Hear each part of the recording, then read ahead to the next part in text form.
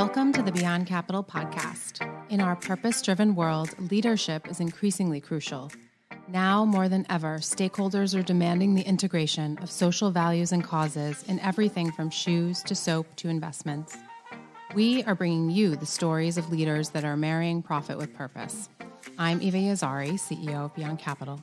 And I'm Ed Stevens, CEO of Appreciate. And this is the Beyond Capital podcast. Today's guest is Ajaita Shah. Ajaita is the founder and CEO of Frontier Markets. She has over 15 years of experience working on business in rural India, including the microfinance, energy, access, marketing, financial inclusion, and livelihood industries. Her company, Frontier Markets, has built a scalable distribution model that works with 3,000 female entrepreneurs that are helping 700,000 households in India's last mile, helping them make sure they have access to safe, affordable, clean energy products and household goods. Ajaita's goal is to create a sustainable supply channel for a wide range of products for low-income households in rural India. Let's dive in. Welcome, Ajaita. Thank you. Thank you so much for having me. It's an absolute pleasure. So I'd like to give a little bit of background. Your company, Frontier Markets, has been in the Beyond Capital portfolio, the portfolio that I've created for quite some time, since 2013. And when we originally started Beyond Capital, we thought of ourselves as funding social entrepreneurs. That view has shifted slightly as we're living in a world where it's more common to marry profit and purpose. But I'd like to ask you first, do you view yourself as a social entrepreneur, and what does that mean to you? It's definitely a good question. I've been asking myself that question daily recently as well. Short answer is I do consider myself a social entrepreneur, and I'll tell you what I think is maybe the difference. Profit doesn't drive me first. The consumer that I choose to serve, the market that I choose to focus on, the impact that I choose to create is very much resonant in my strategy of how I operate my company. And it's also very bottoms-up value driven in terms of the 130 people that are on my team today that are serving the work that we do. So we do care about impact first.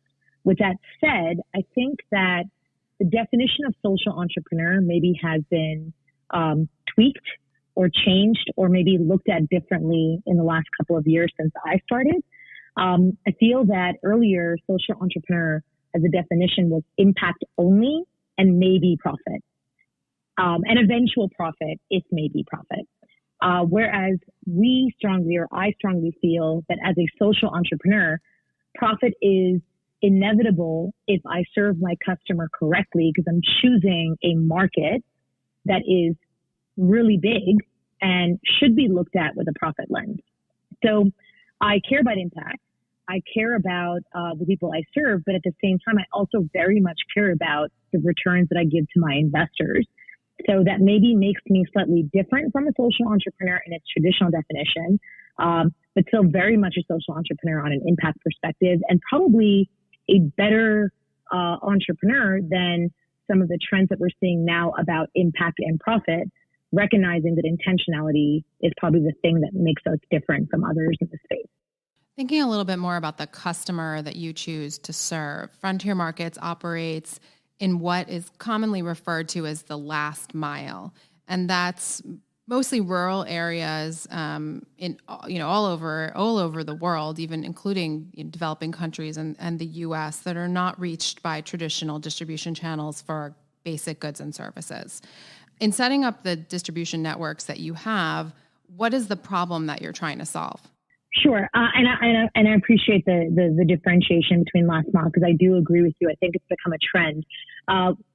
Traditionally, we look at last mile as a market segment that isn't being served easily, systematically, and regularly by the product companies or the service companies that exist.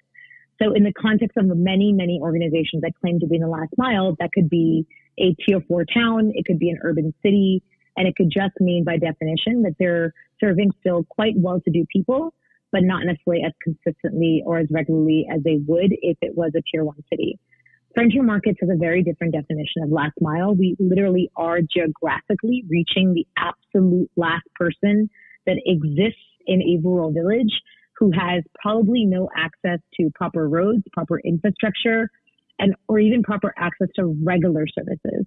A lot of markets today are serving, quote unquote, the last mile, where they're giving them access to aspirational goods and services that would make their life more convenient.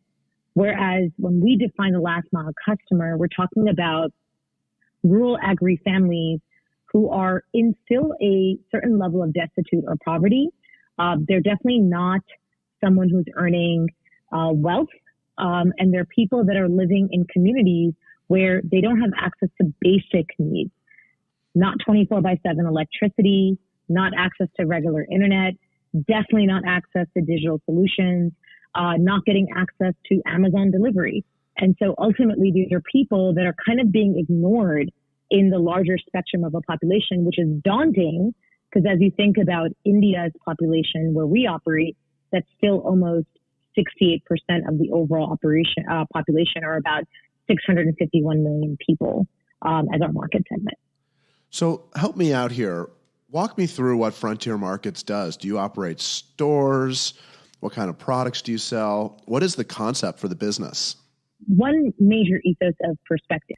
The rural household that we look to serve, we believe that we need to become obsessed with their needs, desires, wants, aspirations, and understanding. So on the first lens, I'd say we're a very bottoms-up or data-centric company that cares about getting to know the rural household first and understanding what they need, and then building an entire delivery system around what they need and who they are and when they want what they want. So on the one lens, I'd say we're a very marketing-centric company that cares about using data to make decisions.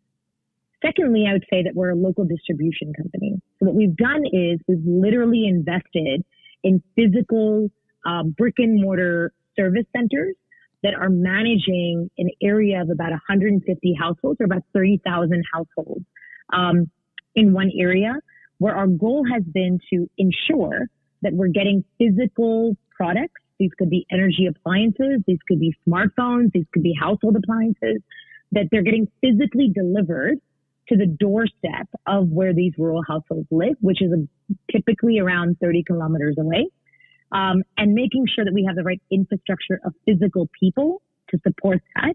That includes our own field staff, that are delivery guys, installation guys, after-sales service guys, as well as mentors that are managing, I think, the most important piece of our puzzle, which is our women entrepreneurs.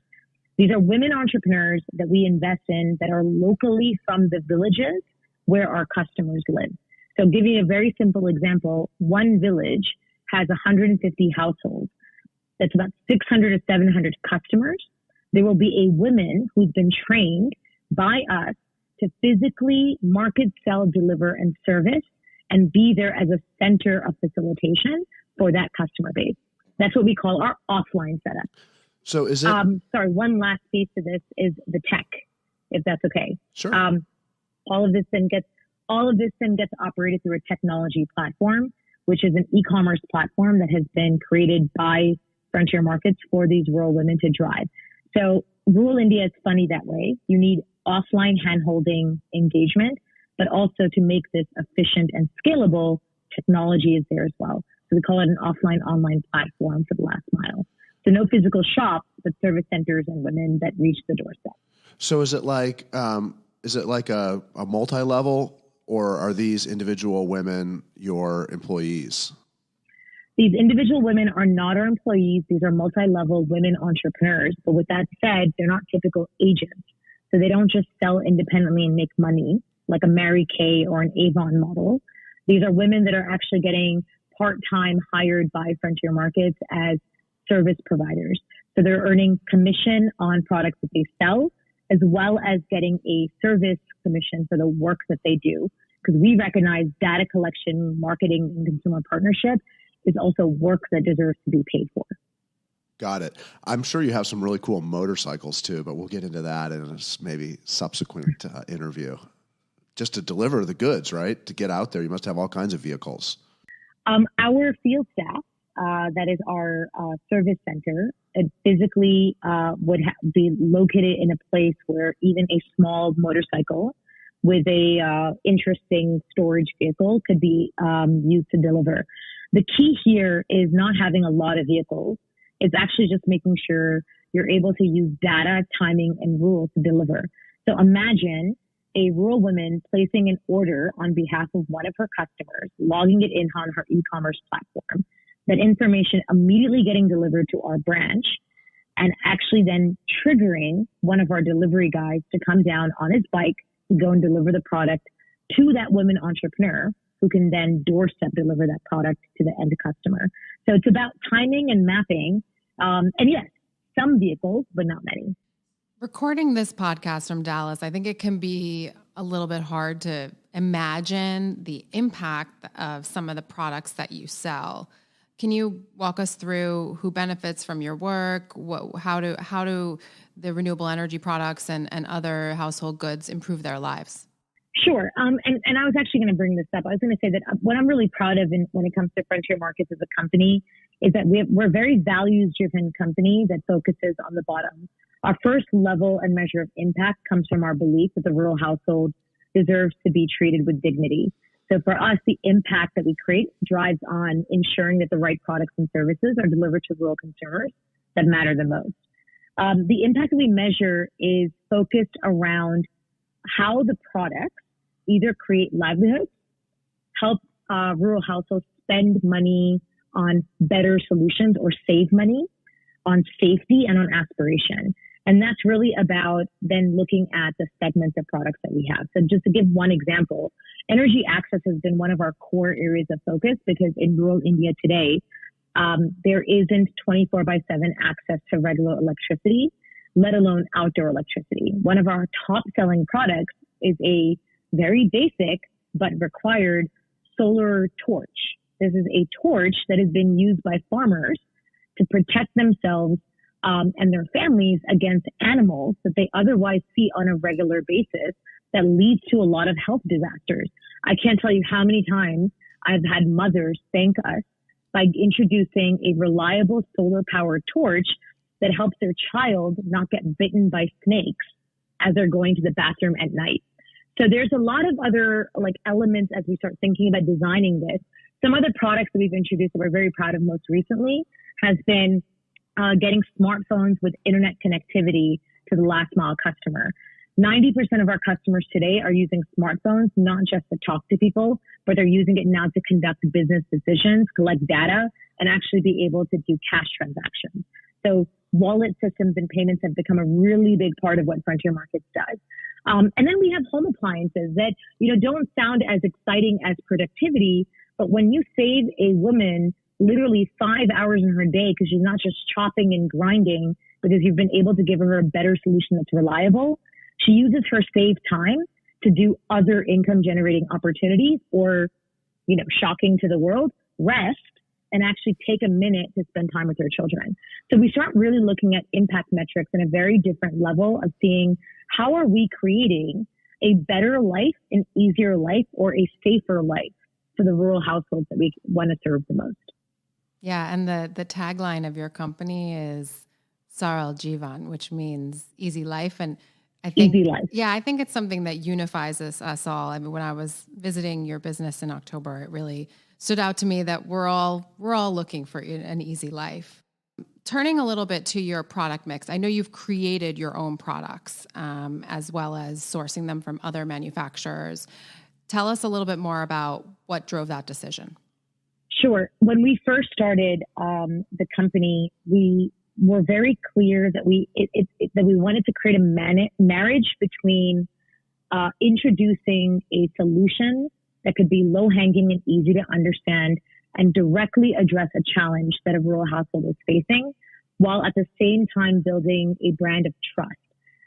Having been in the microfinance space, I tried everything. I tried clean water, I tried healthcare, and frankly, energy was the one that stuck the quickest, because when you go from darkness to light and you're able to actually rely on a product, you're able to trust the person that delivered it to you. In our sector, however, unfortunately, we realized that a lot of the products that were being developed for this rural customer weren't necessarily designed with them in mind.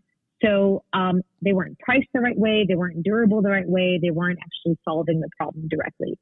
That is when Frontier Markets made a strategic decision to introduce its own branded clean energy products, because that became our first entry or understanding to the rural customer. When that rural customer buys a solar torch or a home lighting system that was designed by Frontier Markets, because it really does fit a purpose that the rural household was facing as a challenge, they trust us in a very different way. What we didn't realize over a period of time was, once you've brought in energy as a solution and you've actually been able to build that trust over a period of time, that rural customer is not just looking at you to solve their energy challenges. They fundamentally look at you to create an ease of life. And all of a sudden, that same rural customer is asking you to bring in a lot more other solutions, whether it's smartphones, whether it's mixers, grinders, irons, to TVs, washing machines, refrigerators. All of a sudden, that customer is turning to you as Frontier Markets saying, hey, we like you guys because A, you hear us. You then negotiate pricing and quality products of other brands that we like, but we've never gotten access to. You then not only introduce those products to us, you help us understand how to use it. You then get us the best pricing possible. You deliver it to our doorstep. And if there's ever a challenge in the product for whatever reason, you're there to make sure that customer service is readily available to us.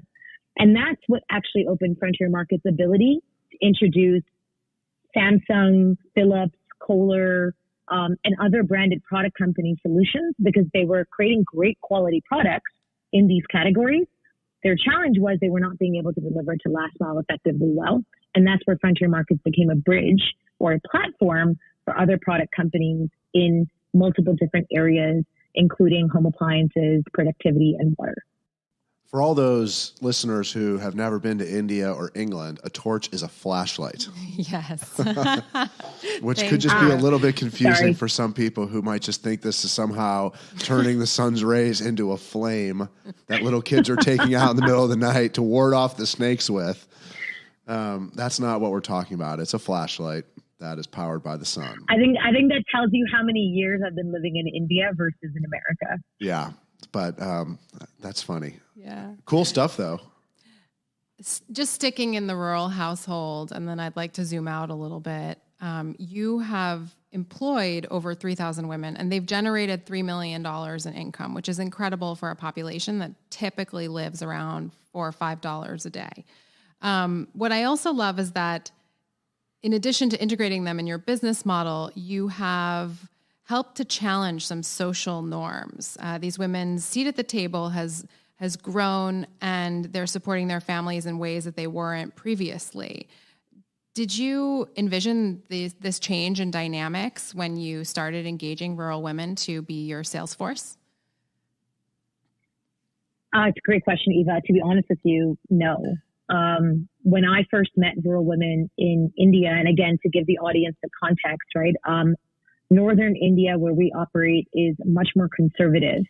And there's a fundamental belief that women are, their only purpose is essentially to be married and create babies. They don't need to be educated. They don't need to have a voice.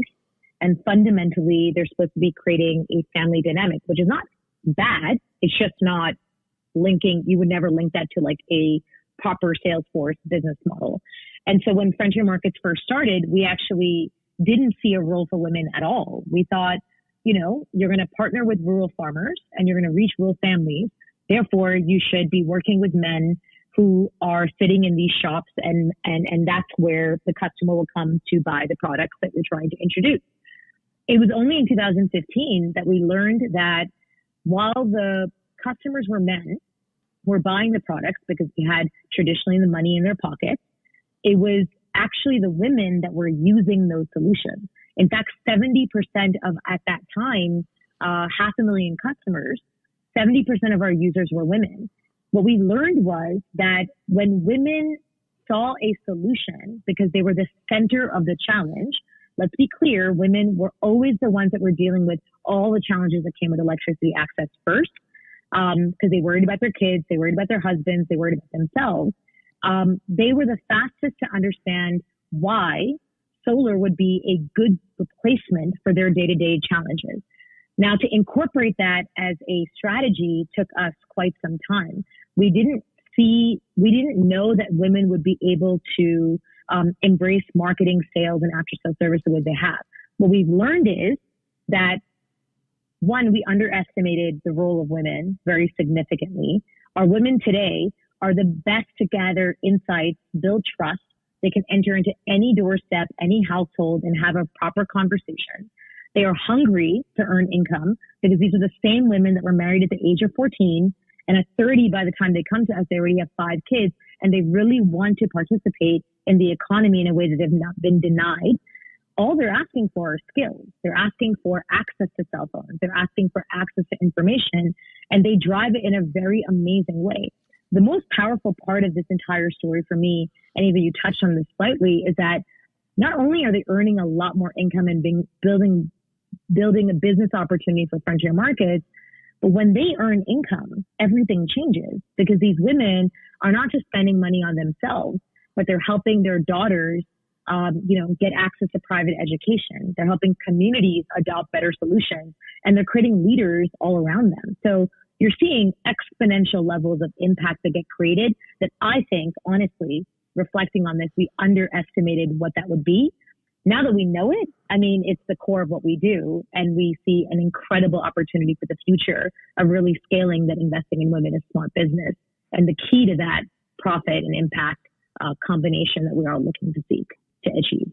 This question is probably going to sound terrible to everybody, but I'm going to ask it anyway, which is, you have this small village, there's 150 households in it, and you've identified your representative, you've put her through training, she's started up, and she's like one of the more prestigious sort of women in her area. What's the dynamic when that starts going like off the tracks? Like she now isn't delivering it right, or people don't like her anymore. It seems like in a small village, that could be kind of like, in a way, a family business, maybe a lot of, I'm sure you have dealt with this. So I'm just curious if you could shed a little bit of light on how you maintain the sort of right dynamic there with really a single point of failure. Sounds like with that individual. I think it's a great question, and I think that I guess I'll answer this in 2 ways. One is that the whole purpose of frontier markets is quote unquote offline infrastructure, our branches and our field staff. We create that infrastructure so that we can support our women entrepreneurs and co-brand or co-build brand equity on the ground. A rural customer very typically always says that they say 2 things, right? They say that, look, we know our Saheli, our women entrepreneur, because we've grown up with her. So we've known her our entire life, and therefore we trust her. But we're also really happy today because she's getting supported by a company that does not leave. And I think that's been a really important factor in really building out that value chain or ecosystem. A lot of companies that invest in women entrepreneur models, they kind of leave these women out in the cold, hanging, saying, you have the customer base, you have a relationship, here's a product basket, go sell. So if they fail for a lot of the reasons that you're mentioning, they're on their own. And ultimately, a typical company would say, all right, well, they didn't do their job, and therefore replace them. That's not how FM operates. We, as a company, really focus on data and building relationships and really trying to understand the dynamics between the rural entrepreneur, frontier markets, and our relationship with that rural customer in itself. So if she is, for whatever reason, quote unquote, not performing, we would know quite quickly. Usually the reason for her not performing has nothing to do with her being, quote unquote, bad or not good at her job. It's usually some sort of personal conflict, right? I mean, we have to remember that we're working in villages that are very sensitive to realities and harshness of the world. There could be a health disaster. She could be getting married. She could be losing a child. There's so many other relevant realities that we need to be consciously aware of that allows us to make a better decision on how to handle that dynamic. With that said, because Frontier Markets does have a very strong brand connection to its rural customers directly, we're able to replace that situation if that is the ultimate requirement, because our ethos or our philosophy is that the rural customer is the king. If a woman doesn't want to work anymore for whatever reason, we would always try to stick to our true focus, which is finding another way to serve that customer better. So you founded Frontier Markets in 2011, and since then you've seen tremendous growth. You're serving 3.5 million people.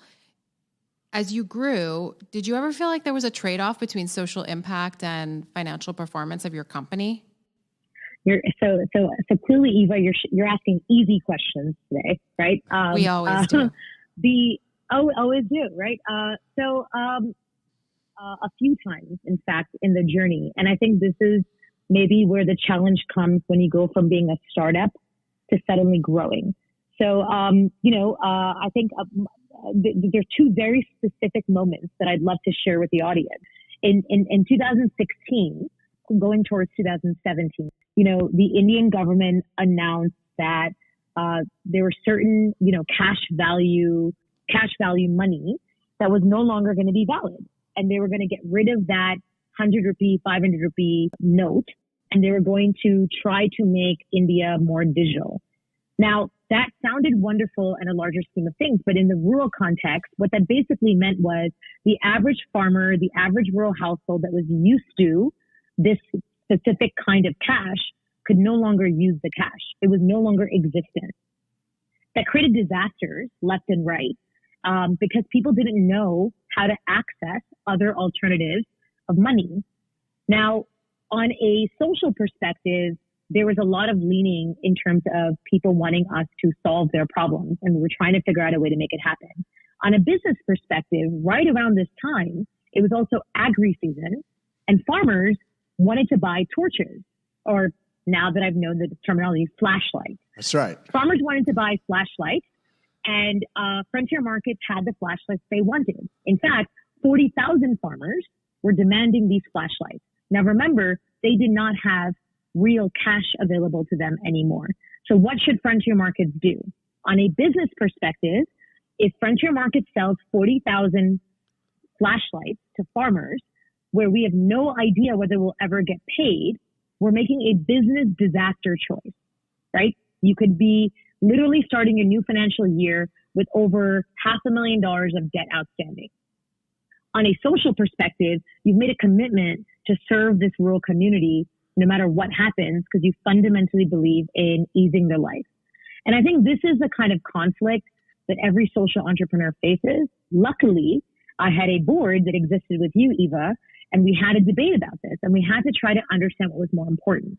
Now, where business and social meet a middle ground on a social enterprise perspective is that what we cared about at the end of the day was brand equity. That we spent way too much money, way too much time trying to build trust in these communities, and we were dealing with a hiccup, and that hiccup needs to be addressed with sensitivity. Otherwise, we'd lose the biggest asset that we cared about, which was that relationship with that farmer in the first place. That wasn't created in a year. It took 5 years in the making. And I think there's so many moments where I, as a founder, have had to take a step back and ask myself the fundamental question of why am I doing this in the first place?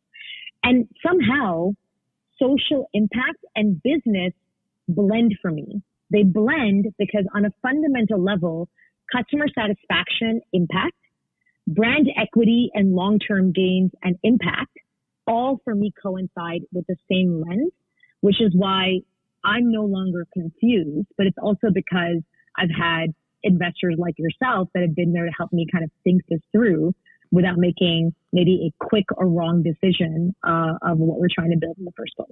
Well, so what did you do? You didn't say what you did. Did you give them the flashlights? Or I did. You? Oh, you Sorry, did. We did. We saved the brand equity. We started with a large debt outstanding, but what it did was, though, it transformed the way those 500,000 rural customers looked at Frontier Markets. That was the day that we went from being an energy access company to becoming an easy life company, where those same customers that remembered our decision came back to us for every other product and service that they want to ease their life. And they knew that they could trust us because we would be there with them to the end. And just to kind of not leave anyone hanging, we did end up recovering that $500,000 eventually. It took us a little bit longer, but it was totally worth it in terms of a longer term gain on growth, business, brand, and profitability. We wouldn't be where we are today had we not made that decision in, I believe, the right way. Yeah, I mean, that's definitely a smart financial decision. I know John Deere is famous for that with their farmers. When there's like a big recession or whatnot, they always are supporting their customers, and they have a lot of loyal customers for that reason as well, which is a different type of company, but actually a similar customer, a rural customer, farmers. That loyalty is rewarded over the long run, and they do have big ups and downs. It's a volatile business, weather and everything else that happens. Yeah, absolutely. And I think at the end of the day, the challenge, I think, more for are you more social, or are you more for profit, is it really does. I think that burden of decision is held onto the founder at the end of the day, right? I mean, and so I've definitely struggled with this because I feel like the sector probably pushed you in one direction versus another. It's taken me quite a long time, 15 years, frankly, to now have a much more clear understanding of what I believe is a blended vision, which doesn't force me to pick one side or the other. If I understand that impact is brand and scale and future viability is for a customer base, that all of this matters a lot for. Yeah. I've really enjoyed watching you on your pathway as the founder and CEO of this company since we invested in 2013. You're a New York City girl like me, and you now live in India again, where your family is from. And you've also won dozens of awards, Forbes 30 Under 30. You've addressed the UN and won United Nations awards, and you've been recognized as an exceptional entrepreneur. And since this podcast is also focused on leadership, tell us what motivates you to get up in the morning and lead with enthusiasm. I think that maybe my own journey or the contradictions or the challenges that I faced growing up probably always reminds me that I'm lucky. I grew up, as you rightfully said, in New York, but also with a very conservative Indian family or society, where I did have to fight to be a different girl and recognize that my journey wasn't limited to the stereotypes that are there for, frankly, girls all over the world. I didn't find my journey to be or the preconceived notions of what my capability or responsibilities are. They were not that different from a rural Indian woman, which is really sad. But the difference was that I still had education. I came from a better privileged family. And so I had the right tools to be able to fight out of those stereotypes to then achieve whatever I have achieved today. And I think that it's always a constant reminder when I meet the kind of rural women that I do, when I even meet the staff that I do, right? I mean, today we have 130 staff, and of which now we're struggling, but trying really hard to constantly keep at least 40 to 50% of that staff gender equal, because, urban women in India today are not facing very different challenges than I did growing up. And that was like 35 years ago. So you're constantly looking at the world and you're constantly trying to see where the changes need to come. You realize very quickly that it's not just about your journey, but it's about everyone else's journey that you can create. And I believe in power of platform. Hence why my 3 million rural consumers finally have a voice in a way that actually creates an impactful difference for everyone around them. I think that follows me for everything that I do, whether it's our staff, whether it's even colleagues that we're really trying to motivate. I think, Eva, you know this, I mentor a lot of startup women entrepreneurs, trying to help them, get through the trudgeries or drudgeries of being a social entrepreneur faster, because I think the world needs it. And I think that I'm just lucky to be able to combine my experience, my humility, my family, my support, mentors like you that really help me drive this at an exponential way, recognizing it's not about me, but it's about the impact we can create all around us. I'm really excited to ask you this last question because I know you have big plans for your company. What is next for Frontier Markets, and what mark do you hope your company will leave on the world? I'm excited in two different levels. One is, I think for Frontier Markets directly, I think we're hitting this really exciting inflection point where we're going to become India's first offline, online, so tech and offline, gender-enabled access company. Like in not just India, I think the world, that is profitable and that is also scaling rapidly. So in the next 5 years, I see just on a numbers perspective, I see us going from a network of 3,000 women to almost 50,000 women, 3 million customers to 100 million customers, pan-India, and really driving products and services to rural households to create a dignity and the next economy in a way that's extremely exciting. We have really exciting partnerships coming up with folks like Unilever, Gates Foundation, Amazon, and others that are really recognizing that rural households deserve a platform of voice and services in a way that I think Frontier Markets is going to be a leader in driving that and making that happen. Personally, I'm extremely excited to see how the leadership is evolving and changing. In the next 3-4 years, you're really not going to hear about me in Frontier Markets, but you're going to hear about the 20 people that have been instrumental in making that scale happen pan-India and becoming global leaders in distribution, telecom, digitization, and innovation in a way that I'm really, really excited about. And on a global perspective, I think that, every founder's dream, and maybe specifically mine as a woman CEO working in a social enterprise company that is last mile, I'm really excited to hopefully be one of the first unicorn stories that actually exits all of its investors commercially and creating this amazing impact. And I think that that's really something that we're all driving to see. We're driving to see the next big economy, the next big excitement that can manage both impact and profitability at the same time.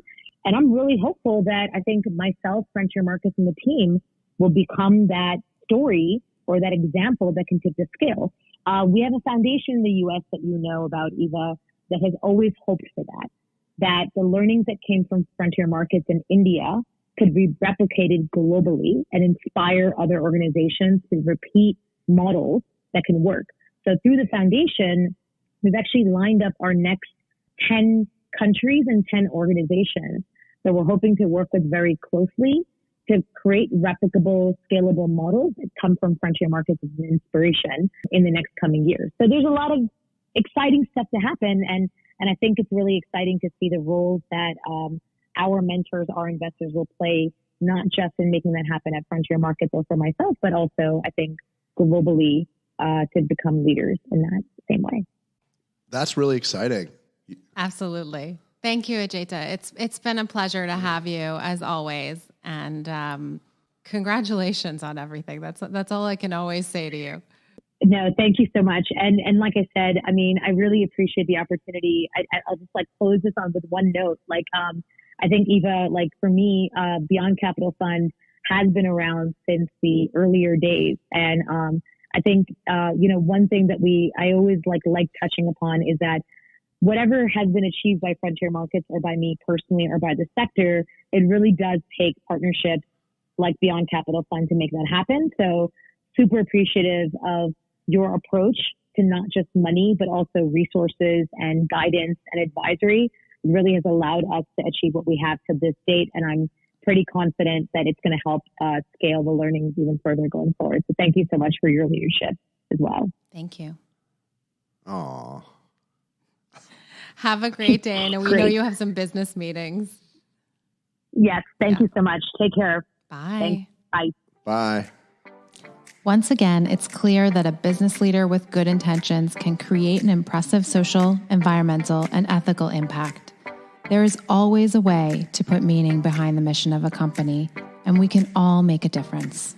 You've taken the first step by listening to the Beyond Capital podcast. Thanks for joining us. Don't forget to rate, review, and if you haven't yet, subscribe on your favorite podcast platform. For more information, go to beyondcapitalpodcast.com. You can follow me on Twitter at EA Stevens. And follow me on Instagram at Conscious Investor. Until next time. Bye, everyone.